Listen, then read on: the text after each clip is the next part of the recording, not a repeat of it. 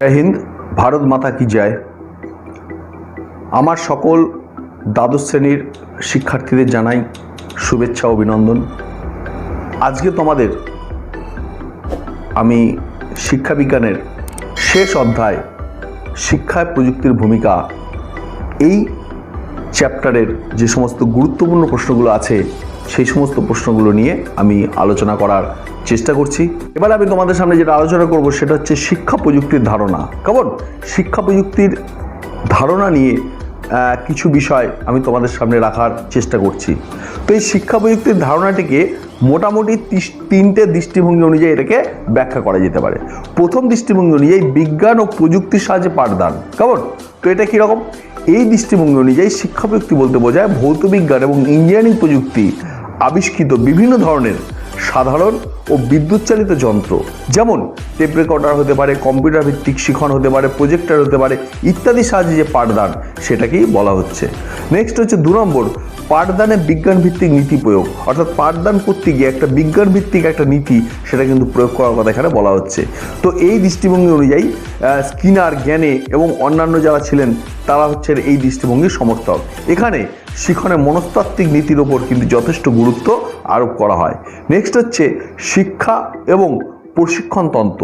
তো এই তৃতীয় দৃষ্টিভঙ্গি অনুযায়ী প্রথম ও দ্বিতীয় দৃষ্টিভঙ্গির একটা সমন্বিত রূপ হচ্ছে এই তৃতীয় দৃষ্টিভঙ্গি। এখানে শিক্ষা প্রযুক্তির এই আধুনিক দৃষ্টিভঙ্গির প্রবক্তা হলেন ডেভিস এবং হার্ডলে। কেমন, এখানে শিক্ষা এবং প্রশিক্ষণ তন্ত্রে হিসাবে বিবেচনা করা হয়েছে এবং এই দৃষ্টিভঙ্গি অনুযায়ী শিক্ষা হলো একটি তন্ত্র বা সিস্টেম, যার অংশ হলো যন্ত্র, উপকরণ, মাধ্যম এবং মানুষ ও অন্যান্য পদ্ধতি। এখানে পরস্পর সম্পর্কিত সব উপাদানগুলিকে এমনভাবে সংগঠিত করা হয় যার ফলে শিক্ষার নির্দিষ্ট লক্ষ্য অর্জনে এইগুলি একই সঙ্গে অর্থাৎ একসঙ্গে এরা সক্রিয় হতে পারে। কেমন, নেক্সট হচ্ছে শিক্ষা প্রযুক্তির অবদান। শিক্ষা প্রযুক্তির যে অবদানগুলো আছে সেইগুলো নিয়ে সংক্ষেপে আমি তোমাদের সামনে একটু আলোচনা রাখার চেষ্টা করছি। তো সামগ্রিকভাবে যে শিক্ষা প্রক্রিয়া যে উৎকর্ষ সাধন, সেখানে শিক্ষা প্রযুক্তির গুরুত্ব কখনোই কিন্তু অস্বীকার করা যায় না।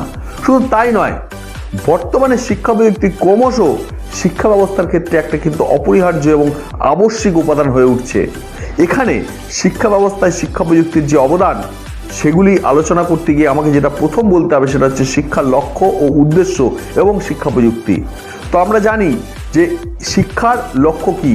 শিক্ষার লক্ষ্য হচ্ছে ব্যক্তি ও সমাজের চাহিদা অনুযায়ী শিক্ষার লক্ষ্য এবং উদ্দেশ্য নির্ধারণে একজন শিশুকে উপযুক্ত নাগরিক গড়ে তোলা, এবং সেক্ষেত্রে যে শিক্ষা প্রযুক্তি তার ভূমিকা কিন্তু অনস্বীকার্য। বর্তমানে সর্বত্র কম্পিউটার ব্যবহৃত হচ্ছে এবং সেই কারণে প্রাথমিক স্তর থেকে কম্পিউটার সম্পর্কে জ্ঞান অর্জন শিক্ষার একটি অন্যতম উপাদান হিসেবে বিবেচনা হয়েছে এবং বিভিন্ন স্কুলগুলোতে, সে সরকারি হোক বা বেসরকারি হোক, সমস্ত জায়গাতেই কম্পিউটারকে কিন্তু যথেষ্ট গুরুত্ব দিয়ে দেখা হচ্ছে। কেমন, নেক্সট হচ্ছে পাঠ্যক্রম পরিকল্পনা ও শিক্ষা প্রযুক্তি। শিক্ষার লক্ষ্য অর্জনের জন্য উপযুক্ত পাঠ্যক্রম পরিকল্পনায় শিক্ষা প্রযুক্তি কিন্তু অনস্বীকার্য। বর্তমানে পাঠ্যক্রম পরিকল্পনায় যে বিভিন্ন ধরনের মডেলগুলোর কথা বলা হচ্ছে বা ব্যবহার হয়, যেমন টাবার মডেল, লাউটন মডেল ইত্যাদি, তার শিক্ষা প্রযুক্তির কিন্তু একটা অবশ্যই বড় অবদান। শিক্ষণ প্রক্রিয়া এবং শিক্ষা প্রযুক্তি, তো এখানে এই বিষয়টাকে আলোচনা করার জন্য কতগুলি পয়েন্টের ওপর আমি বিষয়টাকে আলোচনা করার তোমাদের সামনে চেষ্টা করছি। যেমন প্রথম হচ্ছে ব্যক্তিভিত্তিক শিখন। তো এই ব্যক্তিভিত্তিক শিখনে শিক্ষা প্রযুক্তির যে আবিষ্কৃত বিভিন্ন যে কৌশলগুলো আবিষ্কার হয়েছে সেগুলি হলো যে প্রোগ্রাম ভিত্তিক শিখন, শিখন যন্ত্র ও বিভিন্ন নেটওয়ার্ক, এর মাধ্যমেই জ্ঞান অর্জন ইত্যাদি বিশেষভাবে কিন্তু এগুলি ব্যক্তিভিত্তিক শিখনে যথেষ্ট সাহায্য করে। শিক্ষা প্রযুক্তি শিক্ষক এবং শিক্ষার্থী উভয়ের সহায়ক।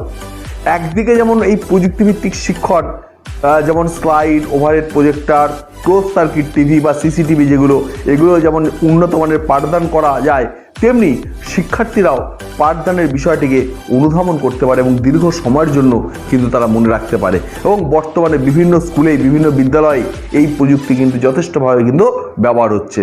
শিক্ষণ মডেল, বর্তমানে শিক্ষা মনস্তত্ত্ববিদগণ শিক্ষণের একাধিক মডেল উদ্ভাবন করেছেন, যেমন inquiry model, concept attainment model. এই ধরনের যে মডেলগুলো তার সাহায্যে পাঠদান আরও বিজ্ঞানসম্মত এবং কার্যকরী বলে যথেষ্ট কিন্তু প্রমাণিত হয়েছে। শিক্ষণ দক্ষতার বিকাশ, বিভিন্ন যে শিক্ষা মনস্তত্ত্ববিদরা আছেন তারা শিক্ষাদানে কতগুলি দক্ষতা নির্দিষ্ট করেছেন, যেমন ব্যাখ্যা দান করা, প্রশ্নকরণ, উদাহরণ দান এবং ব্ল্যাকবোর্ডের ব্যবহার, এই দক্ষতাগুলি বিকাশের যে অনুশিক্ষণ কৌশল সেখানে সাহায্য নেওয়া হয়েছে শিক্ষা প্রযুক্তির। কেমন? এছাড়া হচ্ছে মূল্যায়ন। এই মূল্যায়ন প্রক্রিয়াটি যথেষ্ট তাৎপর্যপূর্ণ, কারণ যে কোনো জিনিসেরই কিন্তু মূল্যায়ন প্রয়োজন। যদি মূল্যায়ন না হয় তাহলে বোঝা যাবে না যে অগ্রগতি বা প্রগতি কতটা হলো।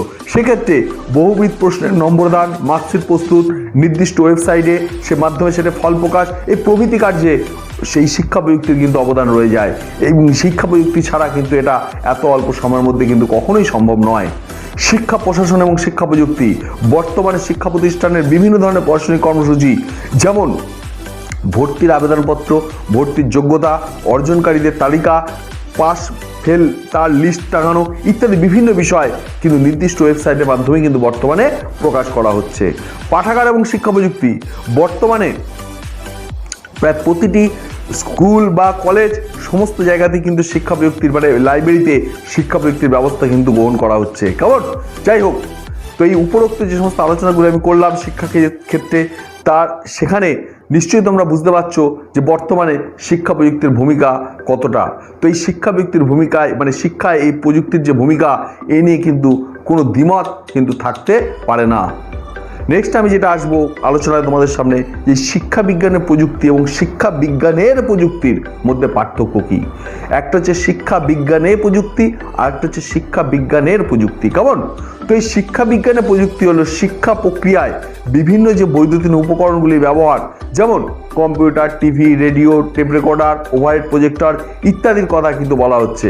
অপরদিকে শিক্ষা বিজ্ঞানের প্রযুক্তি হলো শিক্ষণের ক্ষেত্রে প্রযুক্তির ব্যবহার। কেমন? অর্থাৎ একটা হচ্ছে ডাইরেক্ট সরাসরি প্রযুক্তিকে ব্যবহার, আর একটা হচ্ছে যে বিভিন্ন যে প্রযুক্তিগুলো নিয়ে যে শিক্ষা পরিচালনা হচ্ছে সেটার কথা কিন্তু এখানে বলা হচ্ছে। শিক্ষা বিজ্ঞানের প্রযুক্তিতে বিভিন্ন পরিকল্পিত শিক্ষণ মডেল, শিক্ষার তন্ত্রভিত্তিক দৃষ্টিভঙ্গি ইত্যাদি শিক্ষা বিজ্ঞানের প্রযুক্তির কিন্তু অন্তর্ভুক্ত। কেমন? শিক্ষা প্রযুক্তির যে উদ্দেশ্যগুলো আছে সেগুলো নিয়ে আমি তোমাদের সামনে ছোট করে আলোচনা রাখার চেষ্টা করছি। যেমন প্রথমত হচ্ছে ম্যাক্রো স্তরের উদ্দেশ্য, আর দ্বিতীয়ত হচ্ছে মাইক্রো স্তরের উদ্দেশ্য। তো এই ম্যাক্রো স্তরের যে উদ্দেশ্য অর্থাৎ ছোট অর্থে যদি বলি তাহলে সেখানে বলতে হয় জনসমষ্টির যে শিক্ষার যে চাহিদা এবং আশা আকাঙ্ক্ষা সেটাকে নির্দিষ্ট করা, শিক্ষার লক্ষ্য, কৌশল এবং কাঠামোকে স্থির করা, উপযুক্ত পাঠ্যক্রমকে প্রণয়ন করা, শিক্ষার লক্ষ্য অর্জনে মানুষ, উপকরণ, সম্পদ এবং যে কৌশল সেগুলোকে নির্ধারণ করা ইত্যাদি। এছাড়াও শিক্ষণ প্রক্রিয়ার উন্নতিকরণে শিক্ষণ মডেল তৈরি করা ইত্যাদি বিভিন্ন বিষয়গুলোকে এই ম্যাক্রো স্তরের উদ্দেশ্যের মধ্যে রাখা হয়। কেমন? পাশাপাশি মাইক্রো স্তরে যে উদ্দেশ্য আছে সেখানে শিক্ষার্থীদের চাহিদা এবং বৈশিষ্ট্যাবলীকে নির্দিষ্ট করে সেগুলিকে বিশ্লেষণ করা, শ্রেণীকক্ষের নির্দিষ্ট উদ্দেশ্য স্থির করা এবং আচরণের ভিত্তিতে সেগুলিকে ব্যক্ত করা, পাঠদানের বিষয়বস্তু বিশ্লেষণ করে তাকে উপযুক্তভাবে বিন্যস্ত করা এবং সহজলভ্য শিক্ষণ উপকরণ এবং সম্পদকে চিহ্নিত করা। এগুলি হচ্ছে মাইক্রো স্তরের উদ্দেশ্য। কেমন? আমি তোমাদের সামনে যে প্রশ্নটা আলোচনা করব সেটা হচ্ছে যে শিক্ষা প্রযুক্তির বিকাশ নিয়ে আলোচনা। তো এই শিক্ষা প্রযুক্তির বিকাশগুলিকে কয়েকটি ভাবে ভাগ করা হয়েছে। যেমন প্রথমে আমি আসবো শিক্ষা প্রযুক্তি এবং দৃশ্য শ্রাব্য যে শিক্ষা উপকরণ আছে সেগুলো নিয়ে। প্রথম পর্যায়ে শিক্ষা প্রযুক্তির দৃশ্য শ্রাব্য শিক্ষা উপকরণগুলিকে চার্ট, মডেল, মানচিত্র, বিভিন্ন মূর্ত বস্তু ইত্যাদির সঙ্গে যুক্ত ছিল। এই স্তরে শিক্ষা প্রযুক্তি এবং দৃশ্য শ্রাব্য উপকরণগুলি একই অর্থে কিন্তু ব্যবহৃত হতো, অর্থাৎ সবটাই ছিল অডিও ভিজুয়াল এইডস। নেক্সট 2 নম্বরে দ্বিতীয় পর্যায়ে এলো শিক্ষা প্রযুক্তি এবং বৈদ্যুতিন বিপ্লব। তো এই পর্যায়ে যেগুলো এলো সেগুলো হচ্ছে projector, tape recorder, radio, slide, দূরদর্শন ইত্যাদি ব্যাপকভাবে শিক্ষাক্ষেত্রে কিন্তু ব্যবহৃত হয় এবং পরিবর্তন আনে। নেক্সট 3 নম্বর হচ্ছে শিক্ষা প্রযুক্তি এবং গণশিক্ষা। তো এক্ষেত্রে এই পর্যায়কে মানে গণশিক্ষাকে সফল ও কার্যকরী করার জন্য শিক্ষা প্রযুক্তির উন্নত যোগাযোগ ব্যবস্থার সঙ্গে যুক্ত হয় এবং এই পর্যায়ে কম্পিউটারের যে সহযোগিতা সেটা কিন্তু ক্রমশ জনপ্রিয় হয়ে উঠতে থাকে। পর্যায়ে শিক্ষা প্রযুক্তি এবং ব্যক্তিভিত্তিক শিক্ষা। তো এখানে কি হলো, ব্যক্তিভিত্তিক শিক্ষণের সঙ্গে এই শিক্ষা প্রযুক্তি যুক্ত হলো, অর্থাৎ এখানে পরিকল্পিত শিক্ষণ এবং যে শিক্ষা প্রযুক্তি সেটা একটা নতুন মাত্রা দিল এবং স্বশিক্ষণের যে উপকরণ এবং শিক্ষণ যন্ত্রভিত্তিক যে স্বশিক্ষণ ব্যবস্থা এই পর্যায়ে কিন্তু যথেষ্ট কিন্তু গুরুত্ব পেল। অর্থাৎ এক্ষেত্রে শিক্ষার্থীরা নিজেরাই কিন্তু অনেকটা এই প্রযুক্তির ব্যবহার কিন্তু করতে পারলো। শিক্ষা প্রযুক্তি এবং সিস্টেম দৃষ্টিভঙ্গি। পঞ্চম এবং শেষ পর্যায়ে যে সিস্টেম বা তন্ত্র দৃষ্টিভঙ্গি শিক্ষা প্রযুক্তিকে একটা যথেষ্টভাবে কিন্তু প্রভাবিত করেছিল। এই পর্যায়ে সামগ্রিক শিক্ষা শিক্ষণ প্রক্রিয়া গবেষণা ভিত্তিক উদ্দেশ্যে প্রেক্ষিতে কিন্তু নকশাকরণ, পরিচালন এবং মূল্যায়নের একটা প্রক্রিয়া হিসাবে শিক্ষা প্রযুক্তি কিন্তু ব্যবহৃত হলো। যাই হোক, সব মিলিয়ে বলা যায় যে উন্নত দেশগুলির তুলনায় ভারতবর্ষের মতো উন্নয়নশীল দেশেও শিক্ষা প্রযুক্তি এখনও কিন্তু সেই শৈশবকাল অতিক্রম করতে সক্ষম হয়নি। এখনও আমাদের ভারতবর্ষ কিন্তু অনেকটাই পিছিয়ে আছে। যেখানে প্রথম বিশ্বের দেশগুলি অনেক অ্যাডভান্স, সেখানে আমরা তৃতীয় বিশ্বের দেশ হিসেবে ভারতবর্ষে এখনও কিন্তু প্রাথমিকে এই কম্পিউটার ব্যবস্থা বা এই প্রযুক্তি ব্যবস্থায় কিন্তু এখনও পুরো সার্বজনীনভাবে করে উঠতে পারেনি। বর্তমান ভারতবর্ষের শিক্ষা প্রযুক্তির ব্যবহার নিয়ে আমি সংক্ষেপে তোমাদের সামনে কিছু পয়েন্টস তুলে ধরার চেষ্টা করছি। যেমন প্রথমত, এই আমাদের ভারতবর্ষে উন্নত, আমি আগেই বলেছি যে উন্নত দেশগুলিতে যেভাবে প্রাথমিক থেকেই শিক্ষা প্রযুক্তির ব্যবহার হয়ে আসছে, আমাদের ভারতবর্ষে কিন্তু এখনও সেভাবে ব্যবহার কিন্তু হয়নি। এখনও বিদ্যালয়গুলিতে চকবোর্ডের ব্যবস্থা কিন্তু প্রচলন রয়েছে। এর প্রধান কারণ হচ্ছে অর্থ এবং উদ্যোগের অভাব। সমগ্র দেশের প্রতিটি বিদ্যালয়ে ন্যূনতম যে শিক্ষা উপকরণ এগুলি সরবরাহ করার জন্য যে পরিমাণ অর্থের প্রয়োজন তা ব্যয় করা কিন্তু হয় না। এখনও ভারতবর্ষের শিক্ষাক্ষেত্রে যতটা পরিমাণ টাকা ব্যয় করা দরকার সে পরিমাণ কিন্তু অর্থ কিন্তু ব্যয় করা হয় না। বর্তমানে প্রতিটি জেলা ভিত্তিক যে রিসোর্স কেন্দ্র আছে, কিন্তু রিসোর্স কেন্দ্র এবং বিদ্যালয়গুলির মধ্যে উদ্যোগের অভাবে শিক্ষা উপকরণ কিন্তু যথাযথভাবে ব্যবহার করা যাচ্ছে না। এর ফলে শিক্ষক এবং শিক্ষার্থী উভয়ই কিন্তু আমরা যথেষ্টভাবে ক্ষতিগ্রস্ত হচ্ছি। নেক্সট হচ্ছে যোগ্য শিক্ষক এবং রক্ষণাবেক্ষণের অভাব। শহর বা মফস্বলের যে বিদ্যালয়গুলি আছে সেখানে শিক্ষা উপকরণগুলি থাকলেও শিক্ষকগণ এগুলি কিন্তু যথাযথভাবে ব্যবহার করেন না এবং উপযুক্ত রক্ষণাবেক্ষণে সেভাবে কিন্তু হয় না।